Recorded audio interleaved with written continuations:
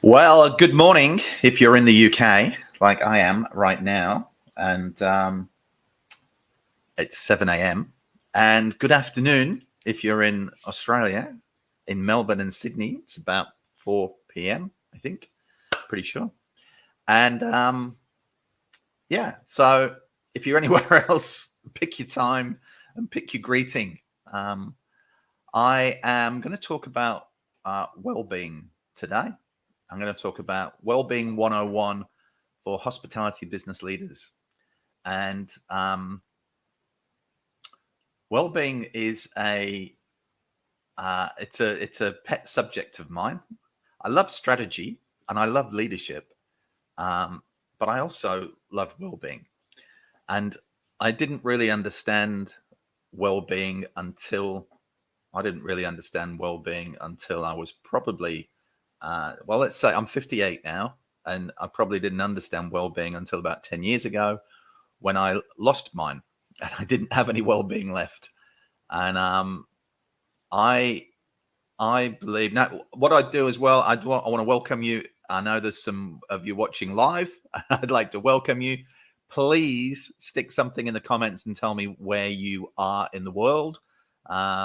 And for those of you watching this later on, please also stick something in the comments and let me know you're watching it later, not live, and where you're from. And then I get an idea about where people are in time zones and locations and all sorts of stuff like that.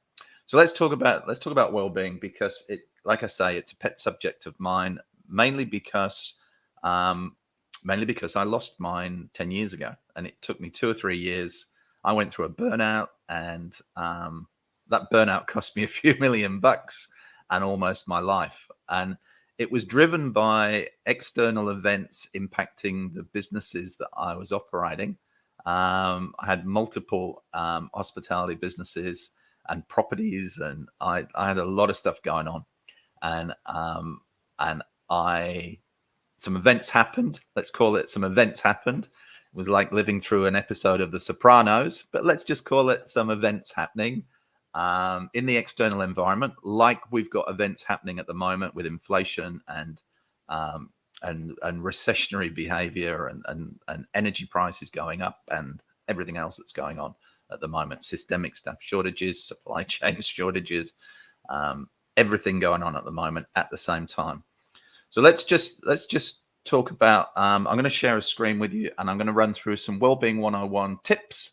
And this is really to help you think about your own well-being. And as things get more stressful, and I predict for most, not all, but most of the hospitality business leaders in the countries that I connect with mainly, which is Australia, New Zealand, UK, US, Canada, and parts of Europe. We've got some regulars watching in Europe. In those countries, there's going to be an increasing amount of stress and pressure. They bring illness, they bring disease, they bring burnout. If they're not managed, if you're not actually conscious of managing your own well-being. And I wasn't. I put my hands up. I was a successful business person. I'd been the CEO of a multi-site group after 15 years in working for big companies running multiple venues. I'd done 12 years in my own businesses. I'd become a self-made multi-millionaire after 5 of my 12 years. And I thought I was invincible until I wasn't.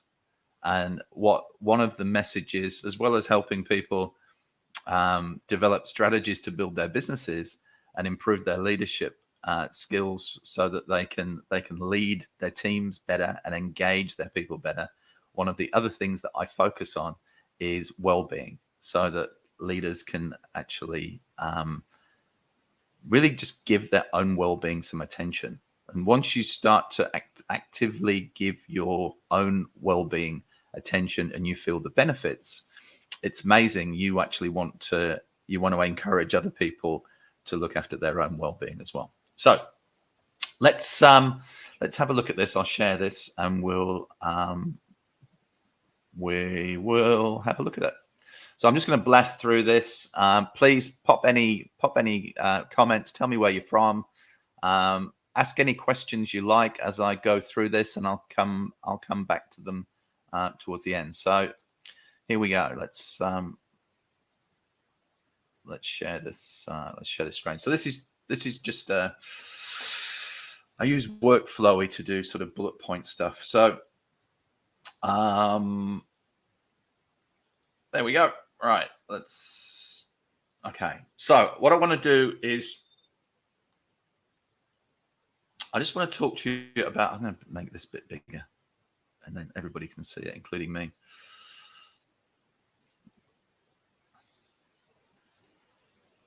That's a bit better, I think.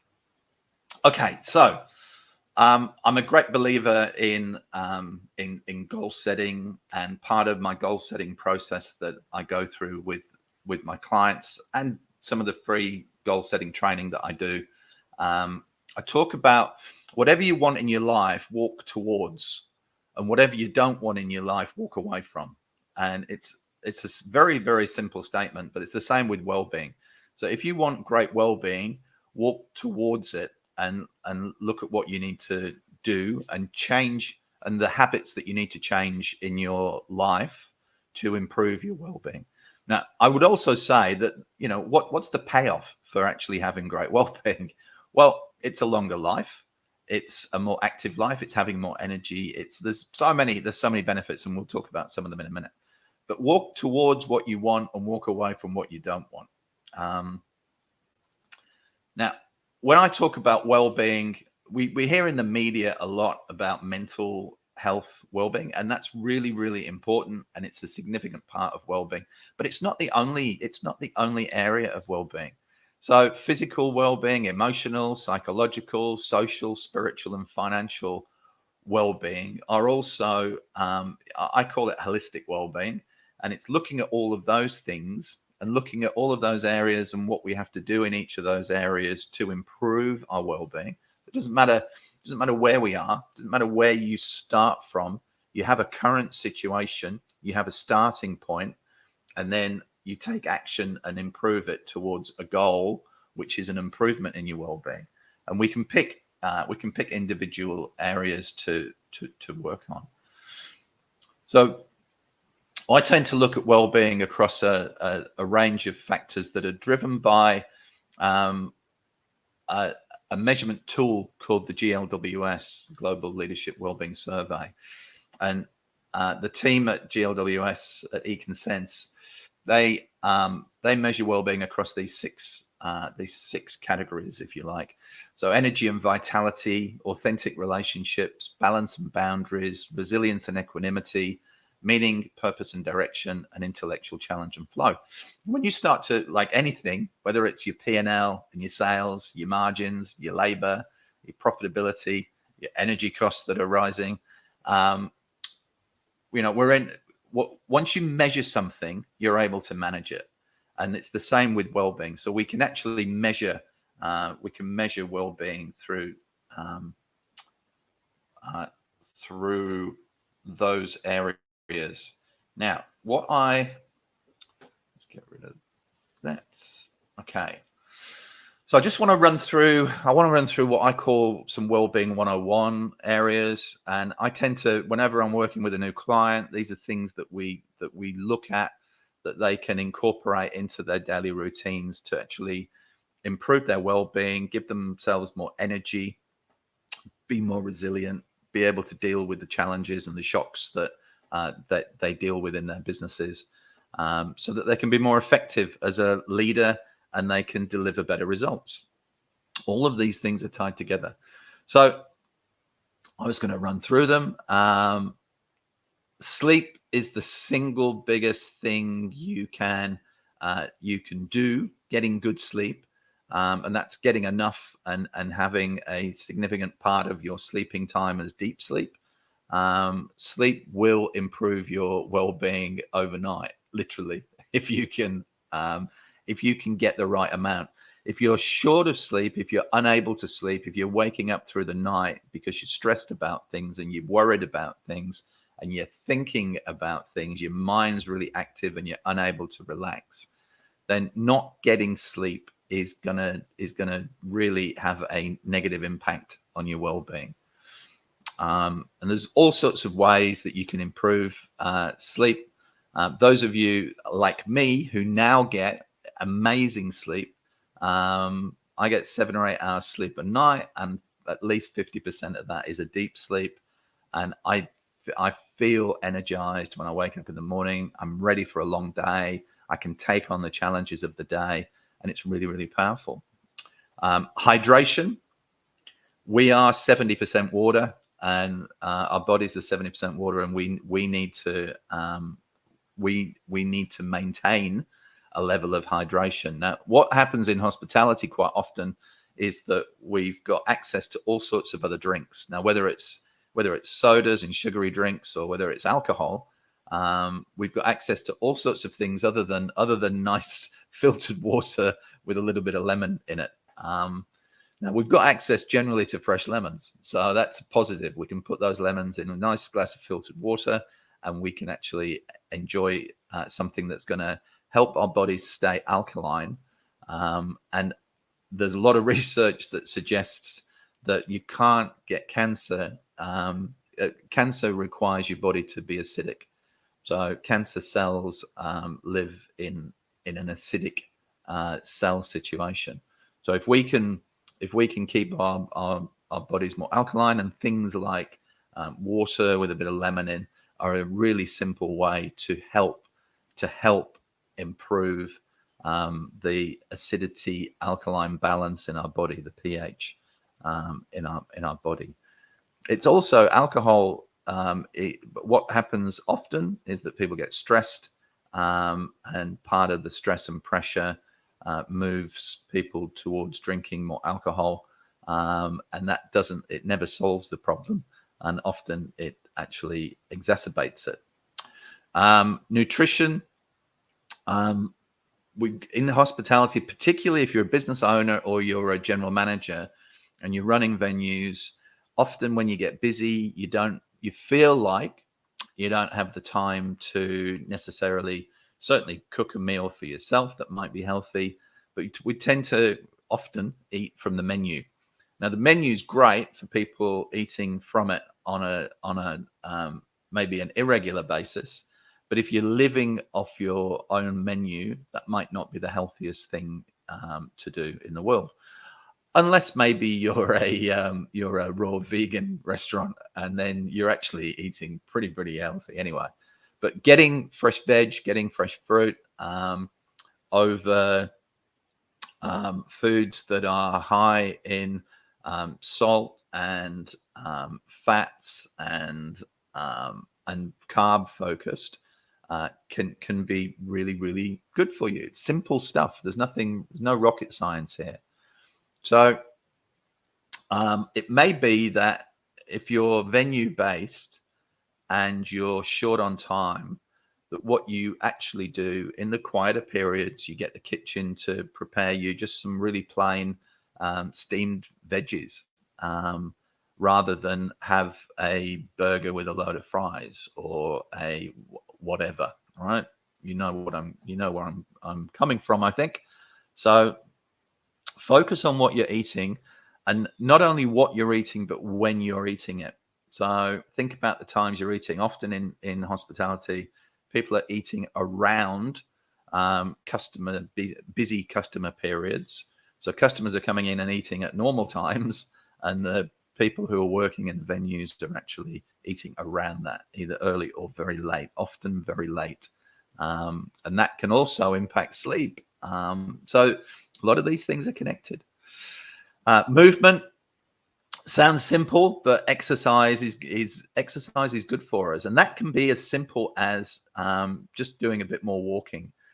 It can be as simple as in the middle of the day when you're really under pressure and stressed, that you just find the time to go for a 15-minute walk. If you're in the city, most cities have got parks that are not too far away from anywhere. When they built cities 100, 200 years ago in particular, They actually thought about parks. Now we just build extra high-rise developments, wouldn't we? So find some time to exercise every day. It might be in the morning. You might have a gym routine, which is fantastic. You might go for a run. You might go for a walk. You might go for a swim. You might do yoga. You might just walk up the stairs rather than use a lift. You might walk a short distance to go and get something rather than go in the car. All these things, they're just habits. So we're in habits. And the hardest thing for a human being to do is to break a habit that we've learned. And that's why we find it difficult to make New Year's resolutions and keep to them. I think it's 92% of people who make New Year's resolutions on the 1st of January, New Year's resolution time, have actually stopped working on it, failed to achieve it, failed to keep going with it by, I think it's 20 days into January. And the reason for that is that we've actually got to get a different outcome, we've got to have different behaviors and different actions. And our subconscious wants to keep us doing the same thing all the time. So breaking those habits is really, really critical. I'm a big one for connecting with nature. I think we calm down in nature. I think getting out of busy environments with crowds of people, which your venues often have. Sometimes the stress comes from them not being so crowded, right? But connecting with nature, that might be a walk in the park. It might be going for a swim in the sea. Certainly, the last 22 years I've been living in Australia, I've never really lived more than a block away from the beach, and that's enabled me to use the beach and swimming as a great way to connect with nature. But walking, running, as movement can be done at the same time as the connection with nature. Wherever you can combine these things, it just becomes time efficient. But you will find, I find that when I'm connected with nature, I'm able to think more clearly. I'm able to respond to things differently, and I really encourage it. Meditation and mindfulness. Certainly meditation, I put down to one of the 5 things that saved my life back in 2013. And I started meditating then, and I pretty much meditate every day now. A lot of people I talk to tell me that they've tried meditation and couldn't do it, or it didn't work. And it's a little bit like going to the gym and with the goal of losing, say, 10 kilograms of weight and expecting that to happen on day one. You've just got to keep doing it. And the more you do it, the better you get at it.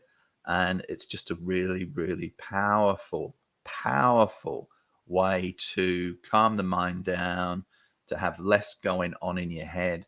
And once you can bring some mindfulness to yourself, you can make better decisions. You can think through challenges much more clearly, and it's just a really powerful tool. Breathing, I really encourage it. Make sure you breathe. I can guarantee that if you breathe, you'll stay alive longer. Okay, my sense of humor. So breathing is a really good technique to deal with stress, and when you feel stressed, breathe. Literally slow, deep breaths can actually they can just change your physiology. They can change the way your body and ultimately your brain deals with situations. So uncertainty builds stress, fear, and it triggers our amygdala, that little reptilian bit of our brain that tells us whether we should fight or run when a saber-toothed tiger appears.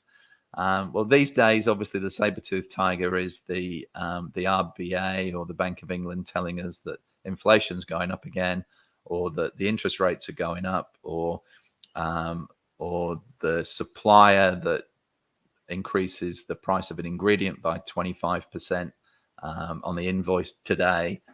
These are the things that trigger us, and they create fear, they create uncertainty, and what happens to our physiology for a lot of people, not all, but for many, is that we tend to end up reacting to a situation rather than responding to it. And there's a great technique of, sometimes people talk about count to 10 or take a few breaths, but there's a lot of research behind this now that if you can pause for 90 seconds and you can allow what's going on inside you, the feelings, the emotions, the desire to react, if you can pause that for 90 seconds and literally let that feeling, let that emotion flow through you and out the other side, and breathe through it, you will actually then it will go through you and disappear. But you've got to be able to let it go, and you've got to pause for that 90 seconds to do that.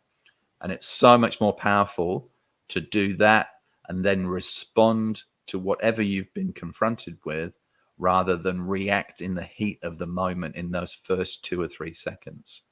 That's so powerful. I encourage you to think about doing this and then try it.